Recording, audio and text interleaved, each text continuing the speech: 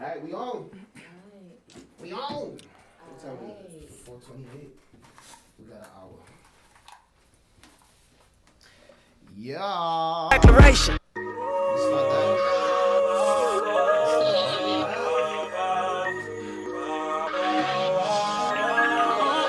Look, my nigga, this is dedication. This is anti-hesitation. This a real nigga celebration. It's a dime block declaration. 59th and 5th Ave, granny house with vanilla wafers. It's the remedy to separation. Tupac of my generation. Blue pill in the fucking matrix. Red rose in the great pavement. Young black nigga trapped and he can't change it. Know he a genius, he just can't claim it. Cause they left him no platforms to explain it. He frustrated so he get faded. But deep down inside he know you can't fade him. How long should I stay dedicated? How long till opportunity meet preparation? I need some real nigga reparations. Or I run up in your bank just for recreation. Dedication, hard work, plus patience. To some more of my sacrifice, I'm done waiting. I'm done waiting. Told you that I wasn't playing. Now you hear what I've been saying. Dedication. Talk to them, son. Nah, I ain't talking to them, so turn the mic up. Dedication.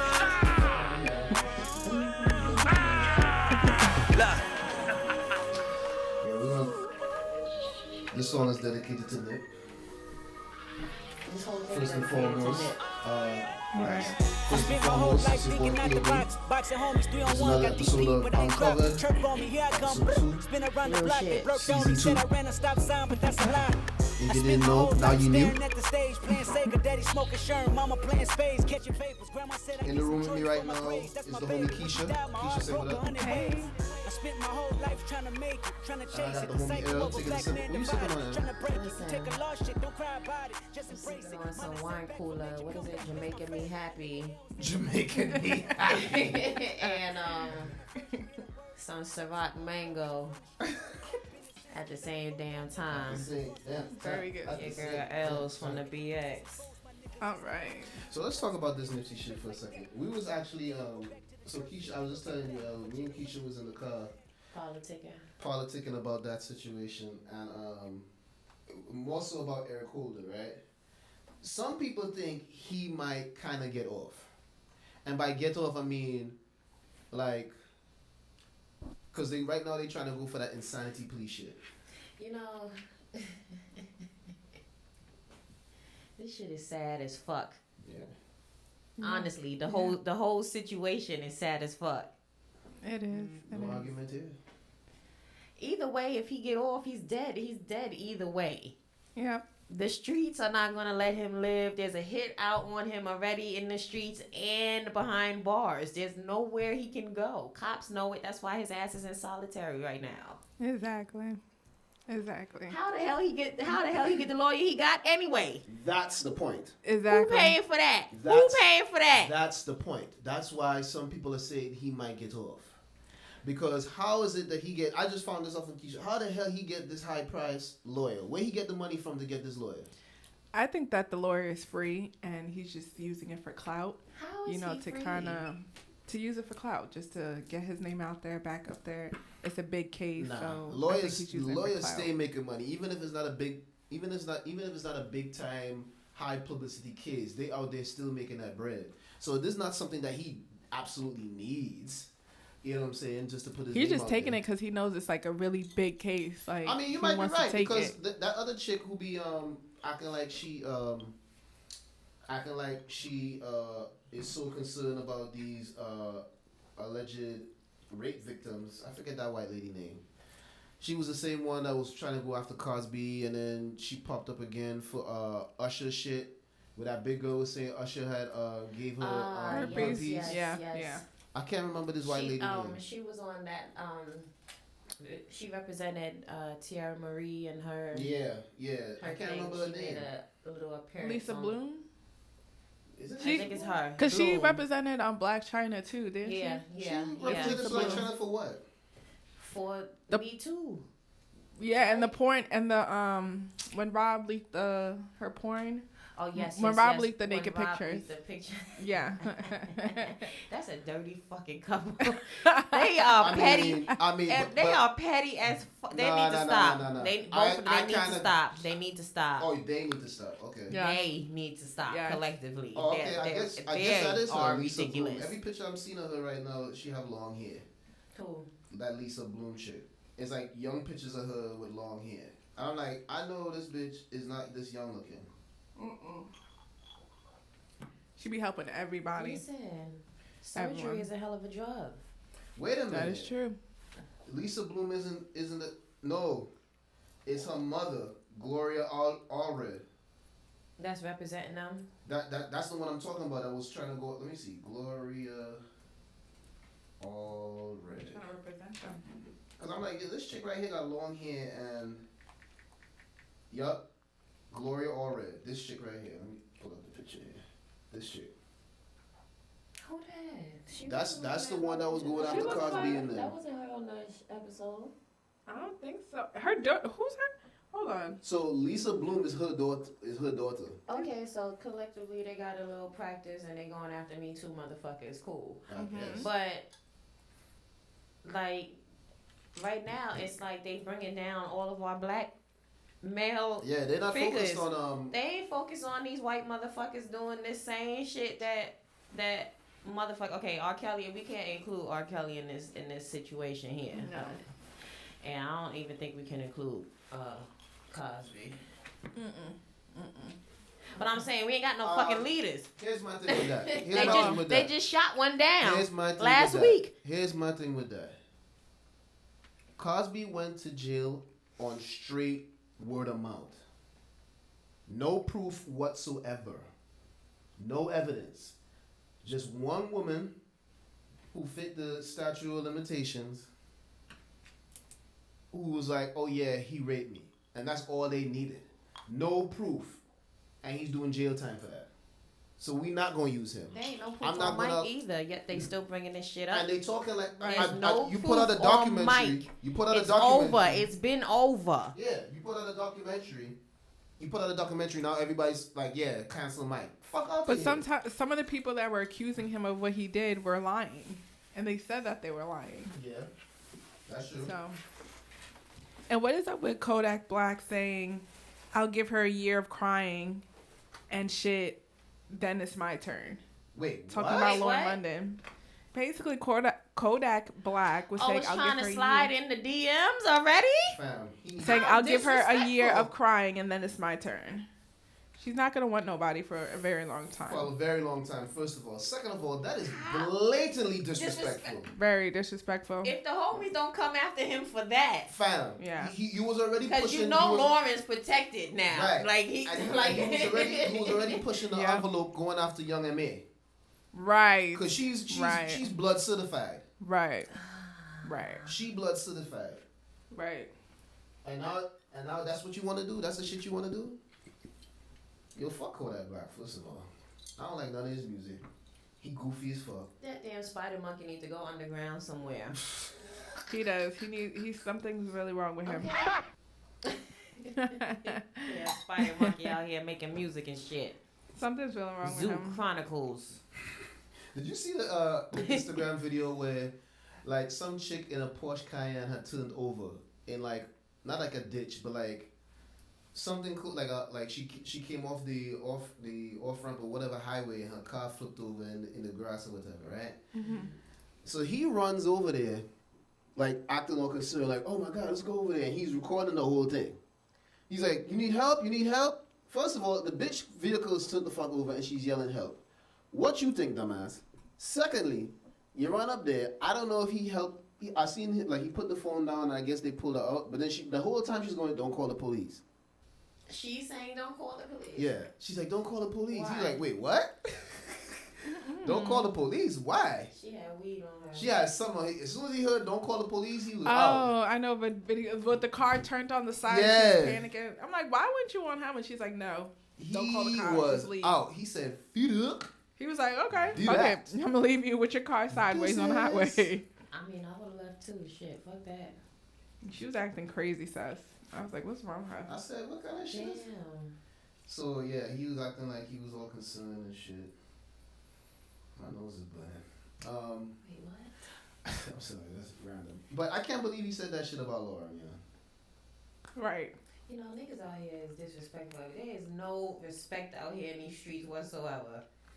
None whatsoever, yo. Anyway.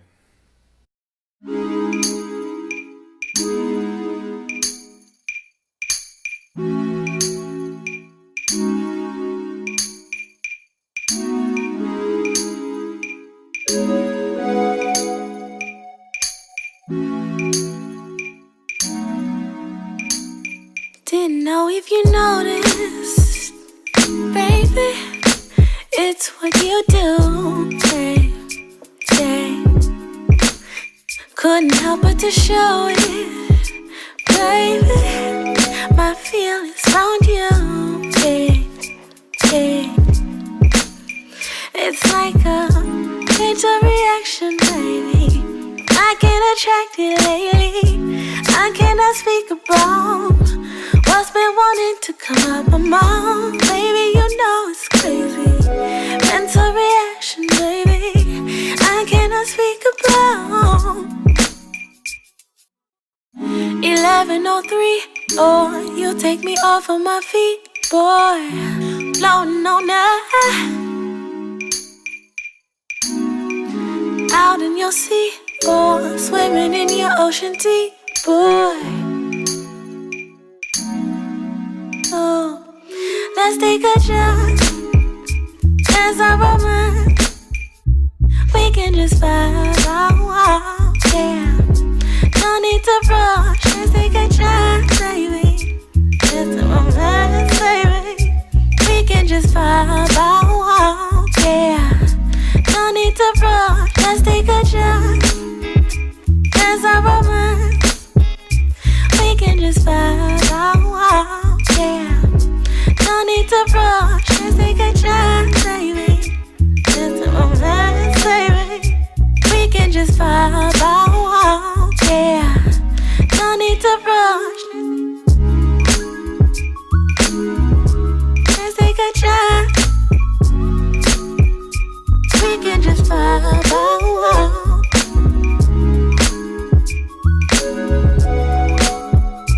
No need to rush.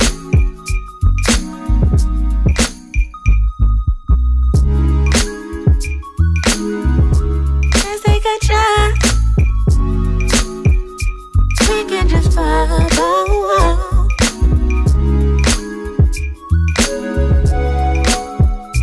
No need to rush. This is reaction, this is attraction, and it ain't fatal, baby, we like it. It's so exciting, kissing my name for what you want to do. Ain't much time on boo, but we can make it work. 11:03, oh, you take me off of my feet, boy. Floating on that. Out in your sea, boy. Swimming in your ocean deep, boy. Now, let's take a chance as a romance. We can just vibe out, yeah. No need to rush. Let's take a chance, baby. Just a romance, baby. We can just vibe out, yeah. No need to rush. Let's take a chance as a romance. We can just vibe out, yeah. No need to rush. Let's take a chance, baby. Just a romance, baby. We can just vibe out, yeah. No need to rush. Let's take a chance. We can just vibe out.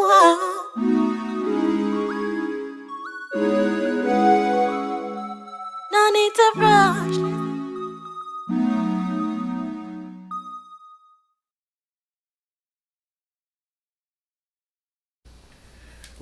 into today here? I would ask for a drink, but I feel like that alcohol is gonna make me hot. It's gone. Did you smoke before you came here? Yeah, I got some. I was going like take a little. What you think about that edible spot? So I took her to Mitty's. What's the Middies? The place on South Boulevard, the edibles place. Isn't that the spot? CBD store? Yeah. Oh. Mitty's Cannabis Cafe. That's not the spot that you went to with Helen? What's the spot that you went to? It was just CBD of Charlotte. There's another one. I know. Was that on Central or was that on South Boulevard? Central Avenue. Yeah. Oh, okay. Yeah. That's the one we need to go to then. Yeah, I want to try that one. I thought you went to that one already. No, the one that you're talking about, Mitty's. Mitty's. Yeah. Mitty's. I want to go to that one. Which is supposed to be short for Mitchell. Right. Mitchell what? Because he showed up there. So when we was there, right? Yeah, he's like the owner of the shit, whatever. So he shows up. He look like he vote for Trump and would vote for Trump. Wait, do you smoke weed? Yeah. Oh, shit. I like her. I definitely That's do. all it take, huh? No. Okay, then. I cannot with you. But yeah, I do. So we was up in there, they showing us. They actually have like a massage therapist in there too. Really? Who uses CBD oils and shit. One massage therapist. Well, he said there were others on call. Oh.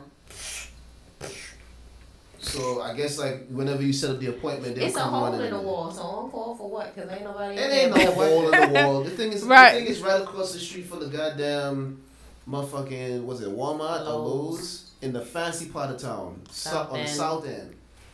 I gotta definitely check that out. Ain't no holes in the wall. I mean, it's cute. It's real cute. Is it good? Like it is. The smoothie was good. The smoothie was cool. I like the smoothie. It's not as stocked inventory as Charlotte CBD is. Okay. It's way lesser. Okay. It's more of a holistic place. Okay. All right. I would try that. Yeah. I definitely want more how edibles. I see. You don't really. I don't know if you're ever gonna go to the other one. No, I'm going to the other one. Oh, excuse me. I might go tomorrow with my boo. Oh. Hey, shout out. I don't be doing all that. I like I'm her. gonna beat that shit right the fuck out. Don't leave it out. Don't leave it out. You put me on the goddamn spot. I hear you. But Her beautiful self. I'm hungry. What? You hot? You hungry? Like you all? Listen, I legit had like extreme flu symptoms yesterday. Like extreme. Why? Because of my nasal infection. Oh, so I didn't tell you that. So the doctor says, "Hey, black boy, you got a fungus in your nose." Oh. That sounds serious. That fungus has been there since 2007. Ew. Can they take it out? First of all, you don't have a fungus. If you had a fungus, you would be sepsis. If you had. When you say sepsis? What's for the people that don't know what that means? What's that in layman's terms? Sepsis is like when you have an infection in your system, like you're internally infected. Okay. So check this out. Now I've been experiencing consistent flu since 2007. I'll get it like 2 or 3 times within like between March and May. I'll get it repeatedly. Okay, so that's just a season. That's seasonal. No. Hold on. Because if you hold on. sepsis is like infection in the But blood. I'm talking about like I was sick maybe 3 weeks ago. I shouldn't be getting sick with the flu 3 weeks later, just like that. Well, but technically you could if you didn't heal in the first place. But I did. I was 100% that whole time. But here's the thing. Yes, I was. But here's the thing. I go to the doctor. He prescribes his ointment, right? Okay. And the ointment, I put that on my nose because it's in here, the fungus, right? Put that in there. I got it Thursday night. I put it on. Friday morning, I am sick as a dog. Like gradually, like it started off like light, and then by midday Friday, I was like, I need to go home because I was getting chills, I was getting aches and pains, I was experiencing dizziness, my equilibrium was off, right? I was all fucked up. Like I'm knocking shit over. It's like my hand-eye coordination was gone, right? Okay, so I was heavily congested. I was heavily congested. Pretty much. Right? I was heavily congested. All that shit, right? So Friday night now. Huh? You called out of work? Nah, I finished the day because I was more than halfway through. So I was like, let me just tough it out. So then I get home. No, mind you, that morning too, I took some Dayquil. Because I was like, whatever this is, I need to kill it now. But the Dayquil didn't help. Matter of fact, NyQuil and Dayquil never helps. I have to always like let a week or two pass. I like NyQuil. I think it helps a little bit for me. NyQuil, I have to plan when I take it, and I have to make sure I'm not doing anything after. Like the day after you be knocked out. It'll still be in your system, like drowsy as fuck for at least 48 hours. Yeah, right. So, freaking what was I? Oh, so I go home, and then my nose is dripping. Okay. Right? It's gonna get a little disgusting here for the people that's listening. That's fine. You know I'm in medical, so. So, fucking, it's like clear liquid, but it has a tint of brown or red in it. Okay, so that's the infection. Itself, right? Mm-hmm. Okay. So normally when I have the flu, because when you text me you sick, I'm always asking you if your mucus is what, green, right? brown, But it's or never red. that, because I'm usually okay. Like I'll blow my nose regularly, but when it comes time for it to die down, that's when the running happens, right? Mm-hmm. So I was surprised that it was happening so early, but I let it rock, right? So fam, I let that shit run all night. All night I keep getting up, clean my nose, blah blah blah, right? You just let it drain. You should have just plugged it. I just let it drain. Okay. But just plug it with the tissue. But wait, you notice, I'm not feeling like, I'm not looking, I'm still kind of tired. I'm still feeling hot because I'm still feeling the effects of. I don't know, because today you got 99 problems, so. Anyway. Right. Sorry. I didn't know you were sick. I just thought you was tired and like. I am tired because I was up all night dealing with this bullshit. Okay. So, but my thing is, today, I feel like I'm at 75%, 80% today, compared to yesterday, where I felt like 20% or 15%. That shouldn't happen with a flu-like symptoms. Right. Something that I've been familiar with since 2007, where it would take a week and a half to 2 weeks to disappear. Now all of a sudden, in less than 24 hours, I'm feeling this good. Right. So that let me know right away that this ointment that I'm using is killing this shit. But it's crazy how this motherfucker was like, oh shit, this motherfucker done found some new shit, and this shit fucking me up. So now I have to fuck him up. Booyaka, take this Fluyaka. Okay.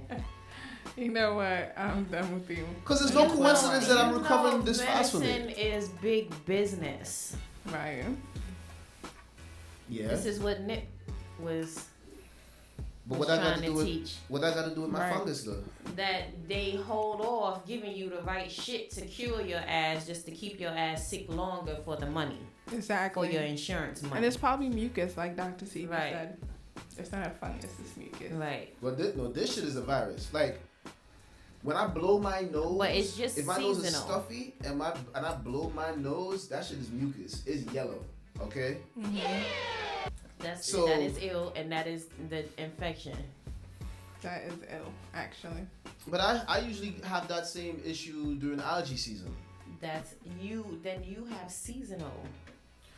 Well, my seasonal allergies haven't been bothering me since I moved to this wonderful city of Charlotte. Big up to Charlotte. Boo.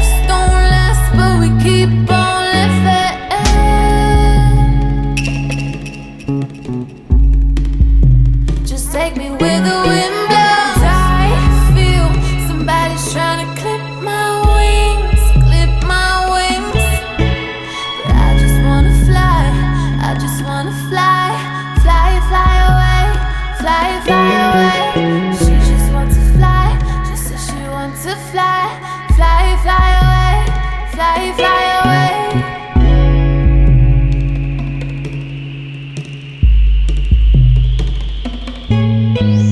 Kings and queens of wonder, getting lost in the wild blue yonder.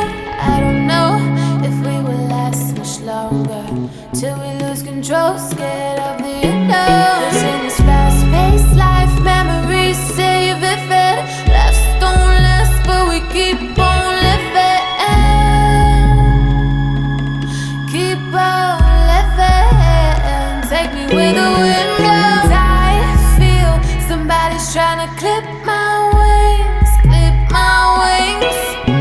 But I just wanna fly, I just want to fly, fly, fly away, fly, fly away. She just wants to fly, she said she wants to fly, fly, fly away, fly, fly away. We just want to fly, we just want to fly, fly, fly away.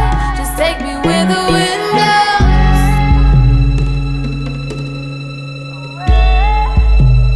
Take me where the wind blows. Take me where the wind blows.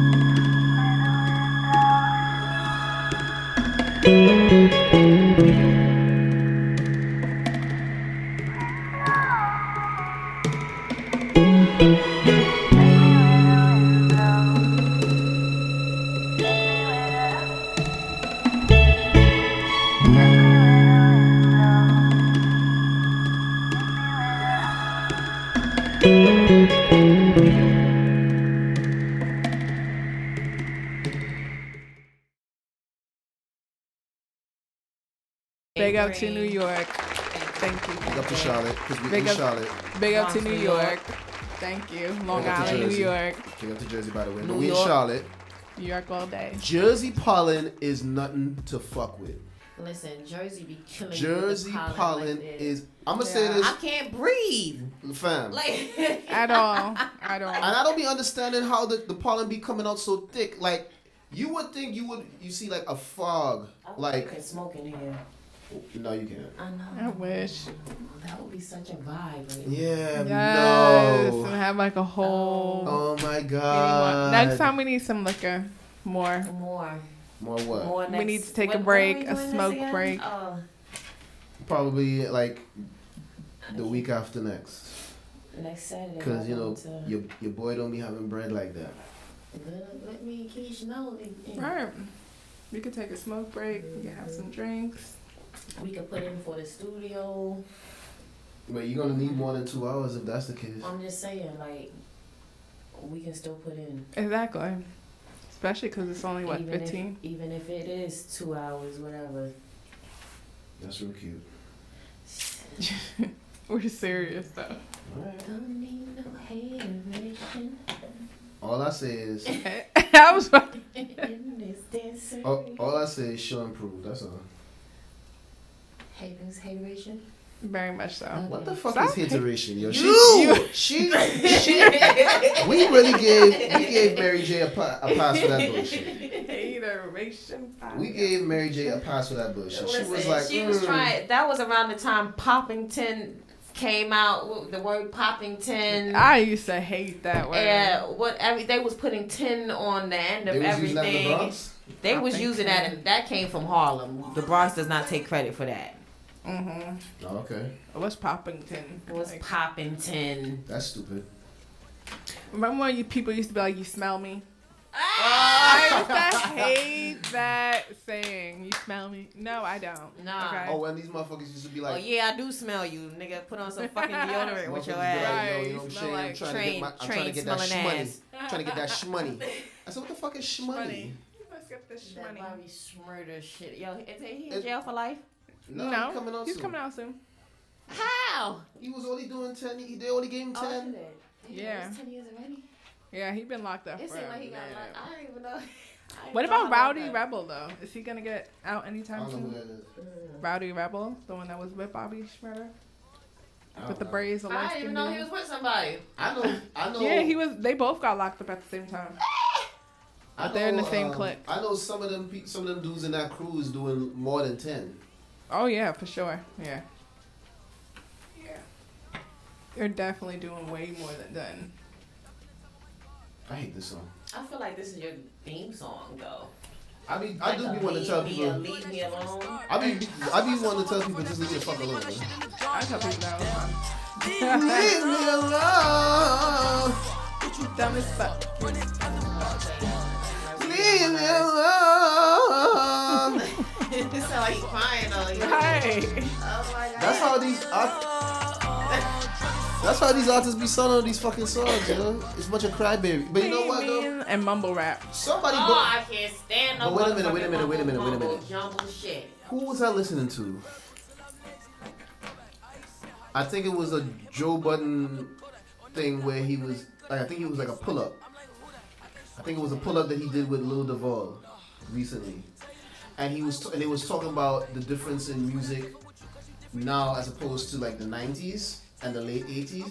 Because the 90s and late 80s shit was hard, yeah. Like the music back then was hard. That was smack you in the face music. Late 90s or late 80s. Late 80s, 90s, it was all New York, New Jersey, and that shit was straight slap you in the face music, right? It was straight hardcore gang, you know, like thug shit, gangster shit, whatever you want to call it, right? And Reebok classics. Yes. Right. That part. And then, And Timberland. Timberlands year round. and then, All year Yeah, round. decades. but now what he All said 4 is like seasons. a lot of people complaining about the music now. Oh, you know, they popping Zans, they talking about popping Zans and Maui doing and all that. lean and Yep. you know, just fucking bitches raw and you know all this silly shit, right? But a lot of it is like party shit, right? So like my thing is like, okay, do we really want to hear like the shit that we was hearing? Like, do we want to hear these kids talking about the shit that we was dealing with in the 90s? In today's music, do we really want to hear that? Do we really want to hear that thug shit, gangster shit? Especially when this generation most of them ain't really that gangster. I think Yes, we you're should just right. bring 90s R&B back. More. That I fuck with. We can't. I co-sign that. But we can't though, cause the groups is fucking fighting. Shit, fuck, they was fighting to do this fucking Millennium Tour to get on this damn What? shit. And so Pretty the Ricky? 90s, yeah, all of them, even all of them in the 90s, they're still fighting. If you look at the documentaries that they doing on TV, all the unsungs and all this shit, these motherfuckers been fighting since the 80s. That's true. Not getting along. So all these And, cool ass R&B They shit just- that we've been somebody listening just say to that that the we R&B wanted to cats are bring the real back. fighters. These motherfuckers been fighting He since said they got together. The R&B cats are like more about it than the rapper dudes. Right. That's Oh, what yeah. that's So what sure. she's it's saying. so Yeah. that's the issue is within themselves. It's not that they can't make music because they all can't get along. All of them. That's true. All of them. But none of SWV these- just reconciled a But couple of years let's ago. keep it real though. Exactly, These and they young would- motherfuckers don't get along either. Let's not act like these young motherfuckers get along either. They be beefing over the dumbest shit on IG. The Right. dumbest shit. My issue is these motherfuckers now have no respect, so they're not At paying all. homage. They're saying they're the best and not paying homage. Who said that shit? Not too long ago. Was it Jacquees? Thank you, because I was about to say Jeremiah, something with a J. One of these J motherfuckers. One of these J motherfuckers. Talking Gonna about he's the say that king. he's the king of R&B or some shit like that, but he don't pay homage. He didn't even acknowledge. I can see if he say, "Oh, I'm the king of R&B. Thank you for such and such for opening the doors for me to pave the way." I would have accepted that. Right. Mm-hmm. But The nigga ain't do that. You saying that they just say, "Oh, I'm the king. Fuck everybody else. Fuck the history." Never. And nobody's touching them. See, that's the difference between now and the 90s. Somebody need to take an old school belt and whoop their ass. See, that's the difference between now and the 90s. You couldn't say no you couldn't say no disrespectful shit about, you know, the artists that came before you and not get touched. Exactly. That's the difference. Even when the 2000s started rolling in, once we hit 2010, motherfuckers couldn't. Ain't nobody touching them. These motherfuckers is asleep. Mm-hmm. Old motherfuckers is asleep. Nah, old motherfuckers is touring and making their money. Right, but they ain't gonna touch them. They sleep with that on that, cause they just getting off parole 20 years later. Yep. So they ain't trying to. Who Am I wrong though? I'm saying like. You know what I'm saying? They just getting off fucking parole, so they ain't fucking touching these little motherfuckers. Who's just getting off parole? What are you talking about? These older heads. Ain't nobody in Wu-Tang getting off of parole. I'm not talking about Wu-Tang. You said old motherfuckers, right? I'm just saying whoever's on parole, just getting off parole. They're not gonna try to flex like that right. to put them. Well, every rapper isn't on parole.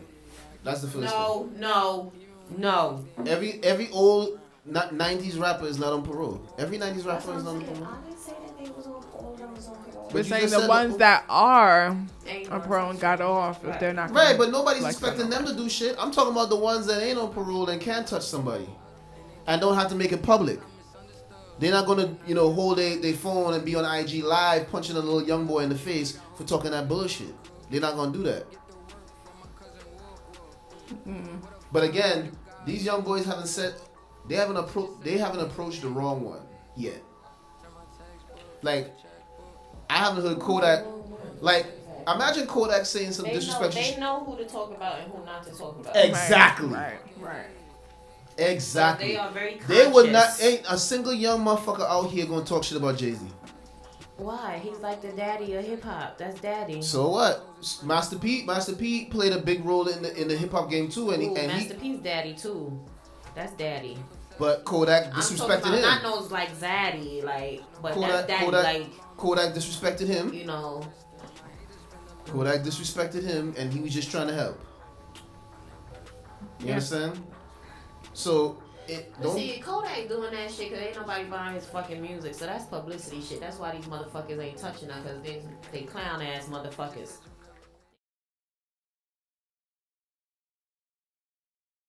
Young sleaze, Feli go crazy.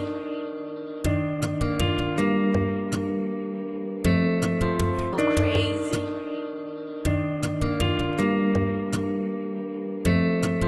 You won't catch me like and run up on me, I'ma pull it. I'ma beat you with the gun if I ain't got no bullets. Play me for a lame nigga, now I'm acting foolish. You ain't never been through nothing, homie, you should cool it. Worth a couple million, you know that I'ma prove it. You keep that gun up on your hip, but we know you don't use it. Thanking God every day, I know I can lose it. Mama, she believe in me, so I gotta do it.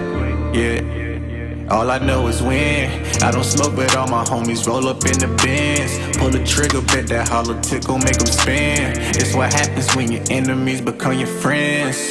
They wouldn't come around when I was down. She was talking bad about me, but she love a nigga now. Wasn't coming to my shows, but they fucking with us now. Was a college girl, I got a thuggin' with us now. Working hard for it, I'ma get it, I ain't lazy. They take advantage of a good person, Lord save me. Having such a big heart is known to drive me crazy. Having such a big heart is known to drive me crazy.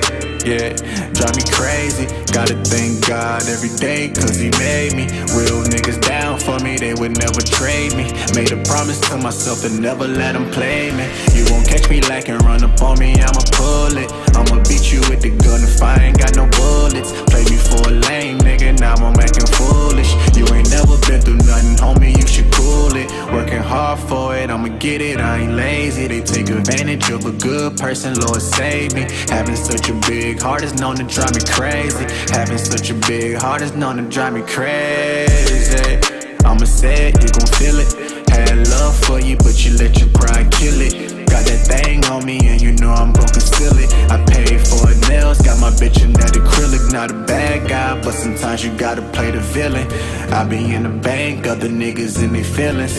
Had me outside, now they let me in the building. See my first murder dog when we was just some children. Yeah.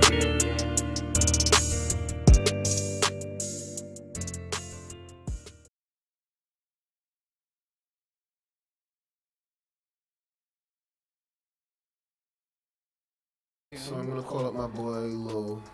Right. He works at Quad Studio. Bless you. And we just, I just wanted to talk to him about his come up, because this is the portion of the show where we highlight people and they come up and they struggle. Nice. What you doing over there? I know you ain't sparking up. Mind your business. Yo, no, I'm not. That is a smoke I'm detector. not sparking. Do not spark up in here. Because if you get my shit wet, we fighting. Pause. What? Oh, if it goes off? Yes. I mean, we can also step outside. Ain't nobody here. Well, go ahead, step outside then. I'll talk to him. No. If he's gonna call, then. No, I'm calling him now. I'm hot. I think it's because you have this little cold thing going on. I think so.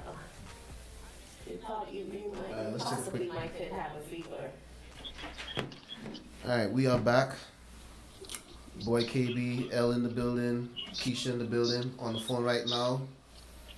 I got my boy Lo, or Lorenzo. What up, Lo? Hey. What's going on? What's going on, everybody? So how's everybody doing? Chilling. Good. So Lo, this segment of the show, like I spoke to you about before, I wanted to kind of highlight people in different industries who know full well the kind of hard work and dedication it'll take to make it to where you want to be professionally, right? Yeah. And me and you, we both started in quad together. How many years you been in quad now? It's been 6 years now. 6 years, damn. Yeah, bro. Wow. I started here September 2012. Jesus Christ.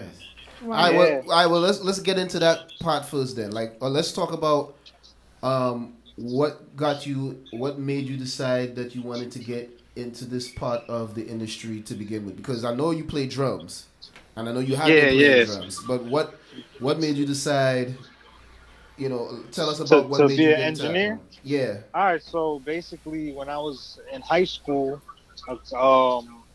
in the beginning stages, I was in high school, and I had a good friend of mine that got into engineering, and we started looking into it because at that time we were listening to a lot of reggaeton music. This is like 2003, 2004, Right. So I'm probably 15, 16 years old at the time. And I started looking into it, but we didn't really even know the name of it. And one time, they had a career day at my school. And at this career day, the school, Jacksonville University, came in, and they had, so they had the program. They had some program to do this, and I remember me, I'm a young, ignorant ass kid. I'm like, I'm trying to do that thing with the faders, make things sound nice and lift them up and down. I don't know what it's called though. And then they gave me a brochure, and I started looking into it. And I was like, all right, that's cool, it's cool, but what else is out there? And then, the only other school I ever heard of with it was Full Sail. But then what happened was my mom's was like, hell no, you're not going to motherfucking Florida. Yeah. So I was like, oh damn, okay. So I knew I wanted to go to school for music and do music, but I didn't want to go for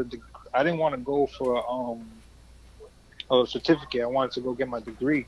So I found a school in Jersey, William Patterson University, and I went over there. And then I transferred from there to Bloomfield College. But what made me want to do this too was when I started figuring out what this world was, audio engineering and what it consisted of. I really started getting into it so much more because I started noticing I always was listening to music where I always wanted to know when I was younger, why did music sound how it did on the CD, but when they performed it live, it didn't sound the same. Right. Mm-hmm. And I used to ask my sister that, and my sister's 6 years older than me, and she was like, well, because it's not mixed. I'm like, what the fuck is that?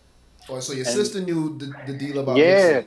Yo, my sister is 6 years older than me, and she's the one that like really is like one of my first or the first influence in music in my life. Period. Like everything I learned from her was like music, because she was listening to everything. You know, I went from it was all hip hop, it was R&B. You know, like I was listening with her Outkast, Peaches and Herb, and then she'll put on Lauryn Hill, the Miseducation of Lauryn Hill. You know, it's like so you know she was. I remember I used to ask her that, and I never knew what it was. But then, you know, years later, I knew I wanted to do something with music, but I didn't want to go be a drummer and do orchestra shit or whatever. So I was like, yo, I started looking into this. And as I started looking into it, I started getting more involved with it because I started getting closer with a lot more people in town that were doing music. So I just started expanding, and as I kept working and working, I fell in love with it. Who put you on the quad?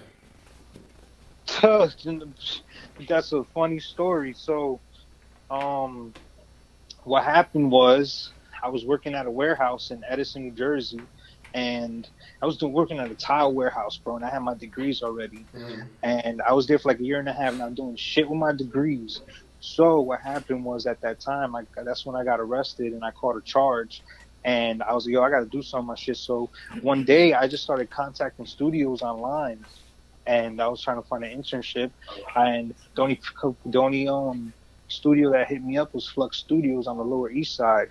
And the guy told me, oh, just come by, you know, we'll talk, come check it out. And I get over there, and they tell me that they don't. I go over there one day, I take off from work, and I go check out the studio. The guy comes and is like, shows me around. And he tells me after he looks at my resume, like, hey, yo, you're really well qualified, but we don't even have a position open here. So in my head, I'm like, why the hell you tell me to come over here then? Right. Like, I took a day off from work. Like, I got bills to pay. But then he was like, yo, but I really think you should really he asked me basically what I was doing for the rest of the day, and I was like, I don't know, I'm about to just go back home. He's like, I really suggest you bombard these studios in New York and give them your resume, because you know, and it's not easy too to get into these studios in New York. Nah, it's not at all. They bougie as shit. A lot of them. They're bougie as hell. So I get back into Midtown, and I found a Dunkin' Donuts, I remember, with Wi-Fi, and I go through my phone and I go on the internet. And I just typed in studios, and the first one that popped up was Quad. And so I went through all of them, and I called Quad, and Alan picked up the phone. Oh, yeah. And then, so then Alan picked up the phone, and I was like, hey, I'm like, you know, I asked if they had any openings. They're like, yeah. And he was like, yeah, send your resume to this email. And I was like, well, if I was in the city, would I be able to pass by to give my resume? So then he was like, I don't know. He was like, hold on, I got to ask because we're a private studio, and we don't really let people up here. I was like, all right. So then he asked Alessio, and Alessio was like, yeah, come by. So I came by. Alessio is the owner of the studio. And I came by. I was like, all right. And I came by. And then they brought me upstairs. And I was like, oh, shit, look at this freaking studio. And then basically I spoke to Alessio, and I gave him my resume. And I remember my interview over here. I went, yo, it was horrible, bro. Like, I was, yo, my interview went horrible. Like, literally, this was the first studio I came to that day, and I really thought I wasn't even gonna get in here. Like, I was like, man, I fucked up that interview. All right, on to the next studio. I went to like 6 studios that day. So I get home, right, and I tell my sister, I'm talking to my sister, she asked me how my day was, and it was cool. I was like, but there was this one studio I would like to be at, but I messed up the interview. So my sister was like, well, how about you just email the owner and thank him for taking the time to hear you out, you know, and maybe he'll have something. And I emailed Alessio thanking him, and he sent me an email back like, hey, we got these days with these openings. If you want them, would you want them? I was like, yeah. So that's how I got in here. And that was just it. You know, I never even thought of Quad or heard of it, and so I just went back into Midtown that day. And you've been there 6 years. Yeah, man. Now, a little story for a couple folks here. So I was already at Quad when Lo came in, right? So yeah, of course, you know, we had to do like a lot of the grunt work, you know, when you first starting out. That normal shit when you're into you know, cleaning shit, making food runs, blah blah blah, right? Yeah. And I remember one time you coming out the bathroom with the broom or some shit, and you was like, man, fuck this shit. Yo, why the fuck we gotta do this shit? Yeah. Yo, it was because we was constantly cleaning. Constantly cleaning, yo. And I'm looking at him like, yo, fam, why the fuck are you complaining? Like, you're in quad. Like, you got your foot in the door. But at the same time, too, I was like, yo, he right. Because all we doing in here is fucking cleaning. And you remember how we used to sit? Remember how we used to be in the lobby area plotting on trying to get into one of them studios when like Alessio and them wasn't around? Yeah, all the time. So talk about that, because a lot of people don't understand just how difficult it is. Then we're going to talk about like the type of artists that come through there. All right, cool. So basically, like, yo, man, it's a sacrifice. You know what I mean? Like, to do this, just in general, it's a big sacrifice in your life. You're gonna miss out on a lot of things that's like, you know, normal people do. You know, so it's like you really got to think about if you really want to do this or not. But like, yeah, I would be here for days at a time, not going home, sleeping on the couch over here, and just get up in the studio, on the floor, anywhere, sitting on the subwoofer in the shop next to the keyboards, yo. Like, we would, like, it didn't matter, you know. So we'd be here all the time, and yeah, it was interning, we had to clean and everything, you know. But you being here all the time, you don't. It's like, you being here all the time, you don't even know it, but you're just learning, period, just being in this environment. Like, the way I can explain it is like the Mr. Miyagi with Karate Kid with the wax on, wax off. Mm-hmm. You know, how he's waxing on and waxing off. He's cleaning, but he don't understand the motions that Mr. Miyagi's teaching him. Mm-hmm. So then Mr. Miyagi finally shows him what he's been teaching him. He's like, oh, shit, I've been learning something. Right. And that right there, it's a metaphor for the same thing here. You got to be in this. You got to make this a lifestyle. So, like, every time I tell the intern here that comes in, I tell them if they want to be successful with this, they have to make a promise to themselves that this is the lifestyle they're going to choose. This is much more the lifestyle than a career. Mm-hmm.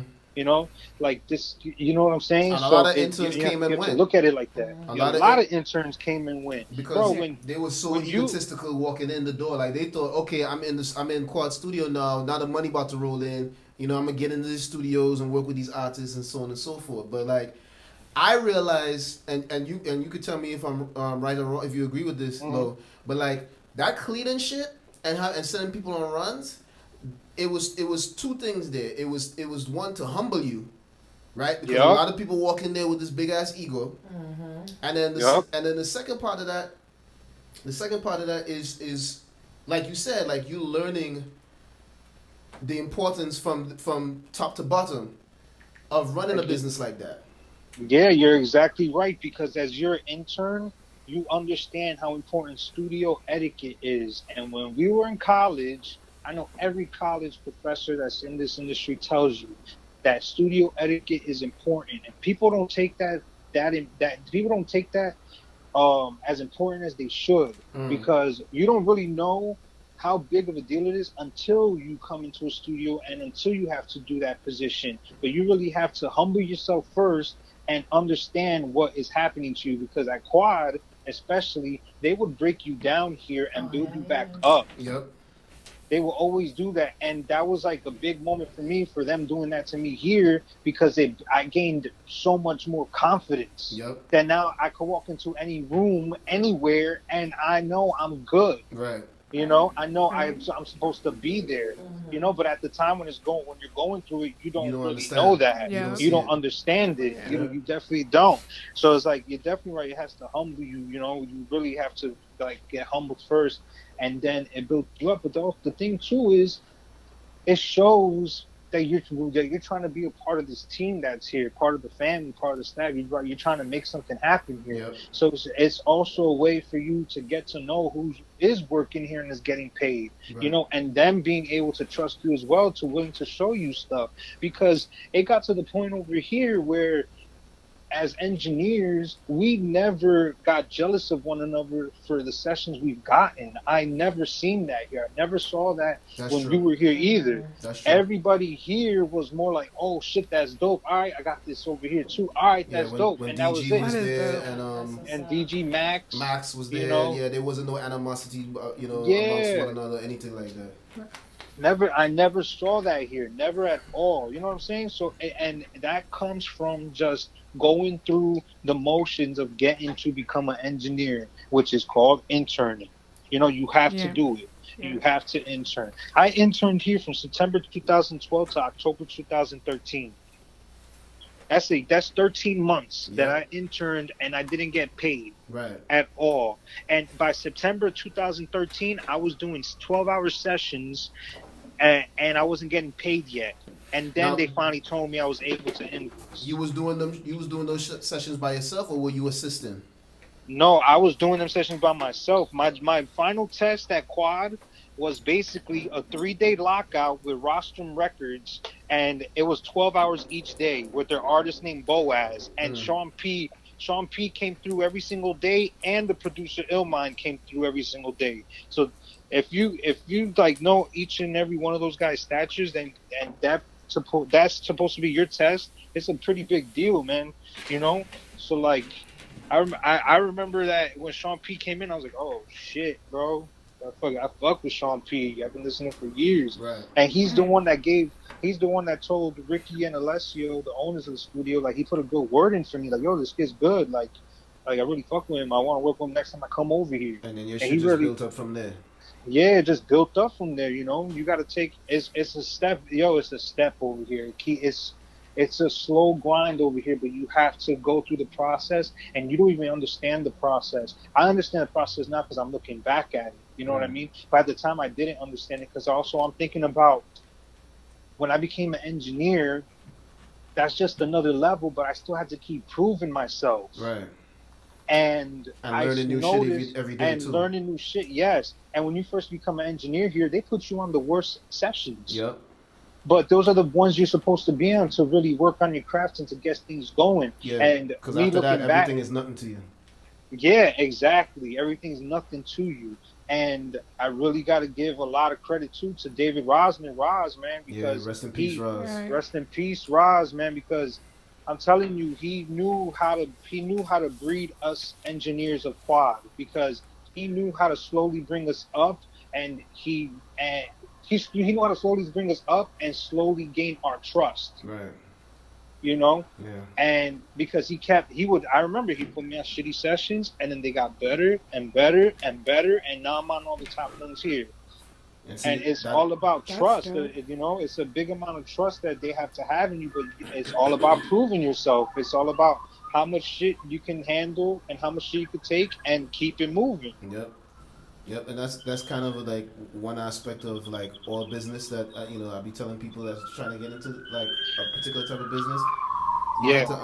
You definitely have to put like 100% dedication into it, and like don't stop. You're gonna start small, but eventually it'll blossom. Yeah, it'll blossom. Yes, so it'll get better. So we only got a few minutes left, but I wanted to ask you about the artists that's come through there. Signed artists, independent artists. In your opinion, because this was something that was kind of like that kind of rolled through my head, and what I noticed while I was in the studio there, how many, of all the people that have been signed, how many of them do you know really took off? Successfully. As I've been here, as like, okay, so because I'll give an example, right? Like, so like Tanaje, remember Tanaje used to be Tanaje, she used to be in and out that studio all the time, right? All the time. And like when you look at her career now, as compared to where it was back then, I mean, she has kind of grown. But she didn't really take off like the label. She didn't take off. Right. You're right about that. Because she started, too, doing, like, hosting shows. Right. I remember she was hosting, like, a BET Awards after party. I'm like, why are you doing that? You're supposed to be doing music. Right. You know? But you're definitely right about that. Let me see. One of the Travis Scott for sure. Right. Travis Scott used to come here. Yeah, I'm like nobody knew who Travis Scott was here. Yeah. Like nobody, and Travis look at him was a humble now. guy too. Like he would come to the studio, walk to the studio, and just be like, what's up, beloved? How you doing? That type of stuff. I think it's dope when they're humble. Yeah.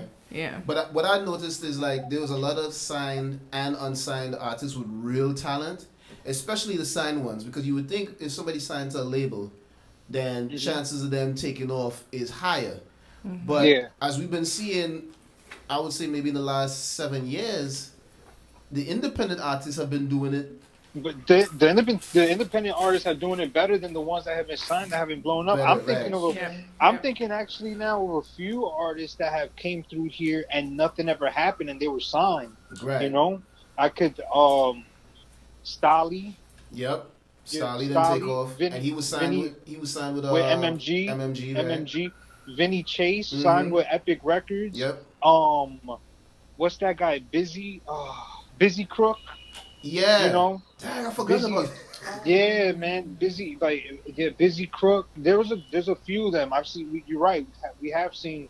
You know, a plenty amount of artists that have been signed that still never took off. And there's a lot of them that you never heard of again. Right. Mm-hmm. Now, from your perspective, because I mean, obviously you're not in the rooms with the execs or anything like that, but I'm sure you've been around enough people in the business and heard them and had enough conversations to kind of figure out why that is. So could you kind of enlighten us on, you know, what? It's because I think it's because there's people controlling your brand. Controlling your career, because once you're signed to a label, you know, there's going to be a lot of points where they tell you to do things that you might not want to do, right? And you know, and you're going to have to do it because that's who's paying you. Right. You know what I mean? That, like, I've heard stories about, you know, people getting offered big money to sign with a label, but the only way the label was going to sign them if they changed their whole style up and their music up to sound like another artist that's in another label. Right. So like that's like Little Uzi. Yeah. Little So Uzi what they do is the way I can put it is like the labels. I'm looking at it where it's like the labels are constructing rosters like if it was like a sports team. You know, like you got your starting five and then you got your backups or whatever. Right. And I think that every other label looks at each one another and does the same thing. So if Atlantic got a 21 Savage, then 300 Entertainment has to have a 21 Savage. Right. But just polished a different way. Right. You know. Yeah. And like I've had friends that are close artists that are close clients of mine that have told me like they've had a deal with a label, a really well-known label for $9 million, but they wanted him to do some music like talking about lean and pills, like, you know, right, like some smoke perp shit, and that's not what he's about. Right. You know, he makes straight hip hop, like, you know, lyrical hip hop, and he was making like pop music. That's not what he was about, so he didn't take that deal. So you see how like they try to manipulate it.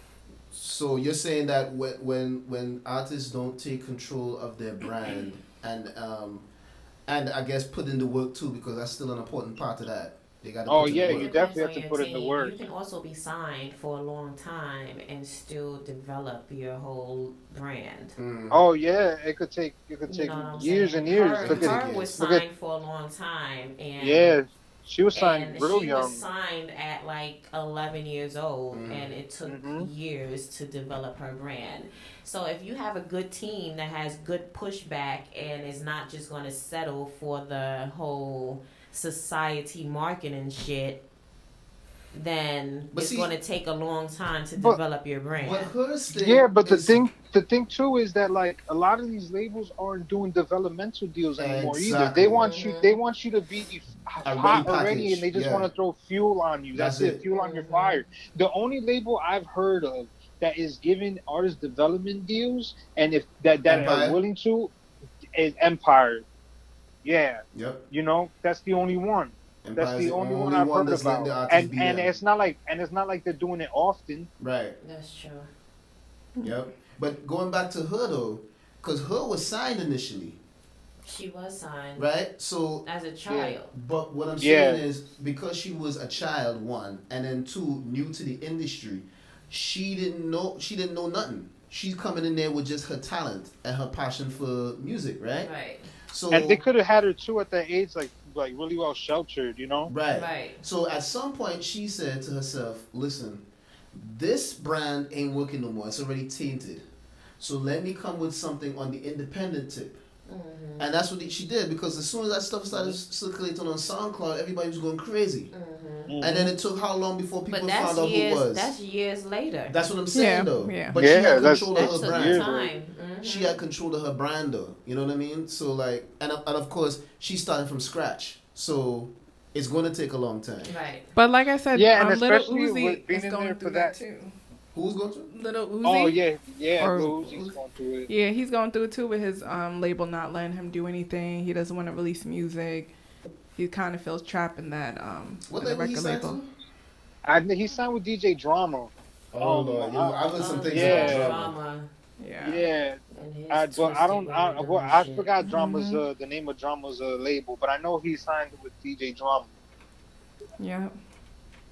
Well, man, yeah. Listen, man, I appreciate you taking this time to talk to us and kind of give us some insight about, you know, the engineering world and, you know, the work that it takes to make it to your level. Congratulations again on that Grammy nom that you have. Good looks, my bro. Yes, congrats. I appreciate it. Good looks. Thank you. I'm expecting to see more of those in the future.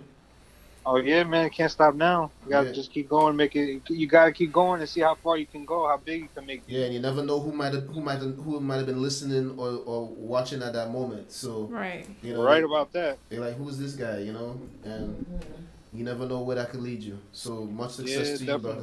Good looks, my bro. Nice talking to you guys, man. Good talking to you, bro. Take care. Take care. All right. Take care, guys. Bye. All right. That was dope. Body drop all the time, I don't feel nothing. Swear to God, yeah, gon' make me go kill. I said, I'm gonna get this production thing because there's more equipment and stuff I could get to do all of this. Like, I'm carrying a lot of stuff, so I gotta limit what I carry. Which goes back again to what I was talking about before. You gotta work with what you got. And you need an assistant. Well, yeah, that's all. But what do you think about that? A little story. That was dope. Yeah. Actually, that's really motivational too, to show you not to give up and just keep going. Especially with your thing. Keep grinding. Yeah. Are you gonna try writing music again? Yeah. Yeah. Or I'm just saying yeah for now. No, yeah, because I made more connects. Oh, you did? Since being out here. Okay. You know. You ain't tell me about them connects. That's dope. My best friend Dyna does music. She sings. Oh, she sings? Yeah, Dyna. Yeah. Where's she at? So shout out to Dyna. She's in New York. Oh, she lives in New York. I need somebody here. She goes by the name Young Feather, and she sings, and she's been singing since she was really young. So she's been putting like different songs out, like mixtapes and things. Oh, so she's on SoundCloud then? Yeah. Alright, so then, what's her info? Her information, her Instagram is Young Feather. And basically that's her name, her singing name, but her name is Dana Hillard, but she goes by Young Feather when she sings. All right, well look up for you. And it's on SoundCloud. Yep. That's on SoundCloud. She on IG too? Yep, she's on IG. Same you can follow her at Young Feather. Her name is Dana. You can follow her at Young Feather on Instagram. Okay. All right. Definitely shout out to her. I hate this fucking song. I'm sorry. I love this song. Okay. Who's this? Future? No, this is the Little Baby. The baby. The baby or Little Baby? Little Baby. Drip too hard. Yeah. Oh, okay. This is a song that I've been making fun of because he'd be like, she like, it's like a goat, yeah, an old goat. Not like a damn Billy goat. Oh, Billy goat. Here you go, right here.